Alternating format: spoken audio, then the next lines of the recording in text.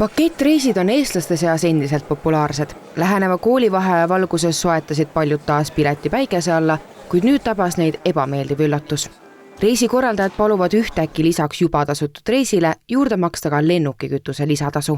Novatursil on see summa aprilli väljumistele olnud 47–68. See on siis sõltuvad sellest lennukaugusest ja sellest siis tuleb ka see kütuse nagu kulu nagu arvutus. Meidki mõjutab see nii-öelda maailmaturu hind, lennukikütuse maailmaturu hind läbi siis meie tellimuslendude ja sealt ka tulenevalt siis see hind kõigub. Mida lennufirmad on teinud, nad on keskmiselt tõstnud lennupiletite hindu.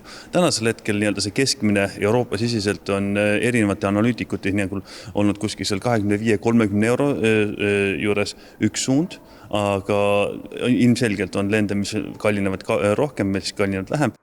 Lennukikütuste hinnad tõusevad muidugi Lähis-Idas toimuva sõja tõttu. Riisbergi sõnul tuli pakettreiside eest lisatasu maksta neil, kelle reisi väljumine jäi märtsi või aprilli ning lisatasu ei puuduta kõiki sihtkohti. See puudutab Türgi, Egiptuse, Kreeta ja Tuneesia reise. Praegu puudutab kütuse lisatasu aprilli reise ja need, kes siis 11. märtsist on meil broneeritud endale uue reisipaketi siis tulevastele reisidele, seal juba see kütuse hind on see sisse pandud.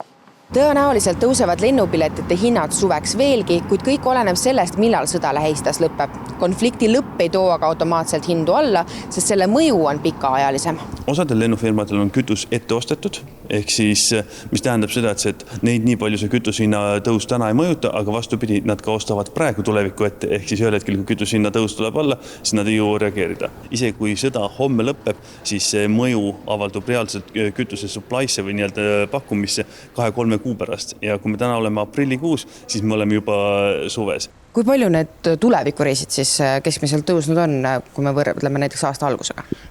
Nagu ma enne ütlesin, kuskil kuni 8%. Et me katsume seda kütuse lisatasu nagu hoida väga nagu madalal tasandil, nii madalal kui me saame, aga reisist kütuse hind moodustab transpordikuludest kuskil poole. Sõda Lähis-Idas on pannud reisikorraldajad väga keerulisse olukorda ning enda sõnul võrdlevad nad seda lausa koroonapandeemia ajaga.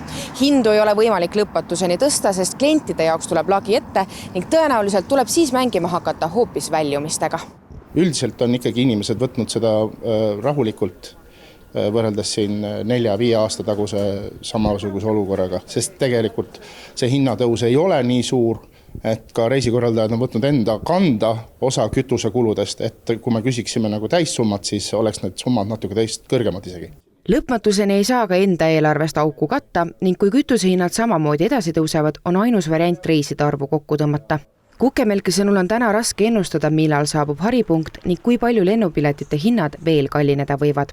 Klientide õnneks tuleb aga lennufirmade jaoks samuti lagi kiiresti ette.